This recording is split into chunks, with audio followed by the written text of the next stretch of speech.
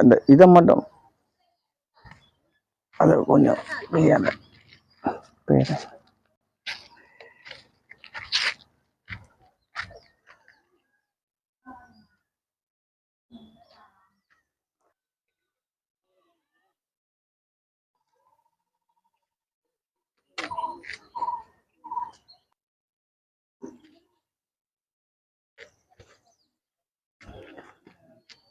வணக்கம் உறவுகளே.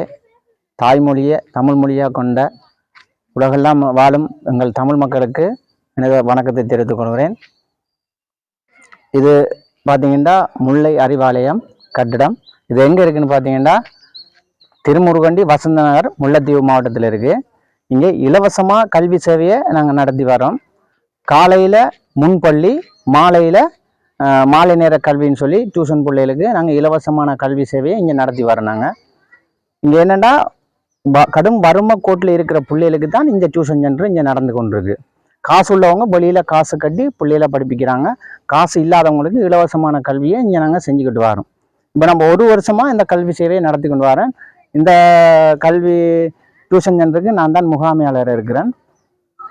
இந்த டியூஷன் சென்டரை கட்டி தந்தது யாருன்னு பார்த்தீங்கன்னா உருத்திரபுரத்தை சொந்த இடமாக கொண்டு இப்போ கனடா நாட்டில் வசிப்பிடமாக கொண்ட சந்திர சூரியகுமார் புஷ்பவதனி என்றவங்களால தான் இந்த கட்டடம் எங்களுக்கு கட்டி கொடுக்கப்பட்டிருக்கு. அவங்க தான் இப்போ இதை எனக்கு உதவியாக தந்திருக்காங்க. அந்த உதவியை வச்சு நான் இதை மெயின்டைன் பண்ணி கொண்டு வரேன். அப்போ இங்கே காலையில் என்னென்னா முன்பள்ளி, சின்ன பிள்ளைகளுக்குரிய முன்பள்ளி நடக்குது. மாலையில் இலவச டியூஷன் சென்டர் நடத்திட்டு வரோம். 75 பிள்ளைகள் எங்கள்கிட்ட படிச்சுட்டு வராங்க. இப்போ அவங்களுக்குரிய உபகரணங்கள் நல்லா படித்த மார்க்ஸ் எடுத்த பிள்ளைகளுக்கு சைக்கிள்லேருந்து புத்தக பேக்லேருந்து எல்லாம் உதவி திட்டமாக எங்களுக்கு செஞ்சுருக்காங்க. இப்போ இந்த கிரவுண்டு பார்த்தீங்கன்னா இப்போ சின்ன பிள்ளைகளுக்கு சிறுவர் பூங்கா உண்டு அமைக்கிறதுக்கு ஓடிட்டால வந்து சொல்லியிருக்காங்க. நீங்கள் சின்ன பிள்ளைகளுக்கு விளையாடுறதுக்கு ஒரு பூங்கா அமைச்சு இதை ரெடி பண்ணணும் அப்படின்னு சொல்லி வளையத்தால் ஓடிட் பண்ணியிருக்காங்க. அப்போ அதை செய்கிறதுக்குரிய காசு என்னட்ட இல்லை. அப்போ நான் என்னென்னா யாரும் உதவி செய்கிறவங்கள்ட்ட கேட்டு தான் அதை நான் பூர்த்தி செய்யணும். அப்போ அதுக்காக தான் நான் அந்த வீடியோவை நான் இப்போ உங்களுக்கு எடுத்துக்கொண்டிருக்கேன். இப்படி யாராவது நான் செய்வலாம், என்னால் செய்ய முடியும் அப்படின்றவங்க அந்த உதவியை நீங்கள் செய்யலாம். செஞ்சீங்கன்னா நான் அந்த அபிவிருத்தி வரைக்கா நீட்டாக செஞ்சிடுவேன். செஞ்சால் எனக்கு கொஞ்சம் உதவியாக இருக்கும்.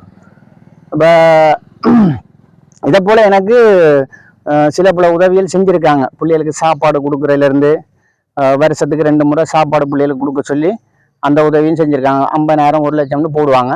அதை வச்சு அந்த பிள்ளைகளுக்கு சாப்பாடுகளும் கொடுத்துட்டு வரேன். உபகரணங்கள், கல்வி உபகரணங்களும் தராங்க எனக்கு. அது புலம்பெயர்ந்த நாட்டில் இருக்க தமிழ் உறவுகளோட தான் எனக்கு இது தரப்படுது. அப்போ அதை நான் சரியான முறையில் அந்த பிள்ளைகளுக்கும் இந்த கட்டிடத்துக்கும் தேவையானதை நான் செஞ்சுட்டு இருக்கேன். இப்போ எனக்கு தேவையானதுன்னா இந்த விளையாட்டு மைதானத்திற்காக சீரமைக்கணும், சிறுவர் பூங்கா ஒன்று அமைக்கணும். அதில் அந்த பிள்ளைகள் விளையாடக்கூடிய மாதிரி ஊஞ்சல்கள் அந்த இதுகளெல்லாம் செய்யணும். அப்போ அதுக்குரிய இது இல்லை.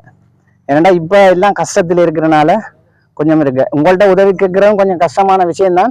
ஆனால் என்ன செய்யுது, இப்போ நீங்கள் நான் இருக்கிறேன் அப்படின்ற எனக்கு ஒரு தோல் கொடுத்து நாங்கள் இருக்கிறோம் அப்படின்னு சொன்னாவே எனக்கு ஒரு பெரிய ஆறுதலாக இருக்கும்.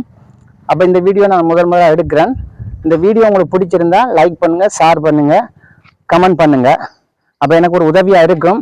மீண்டும் மீண்டும் நான் இந்த சேவையை செஞ்சு கொண்டு போவேன். ஏன்னா இப்போ அரசாங்கம் தான் இலவசமாக செஞ்சிட்ருக்கு.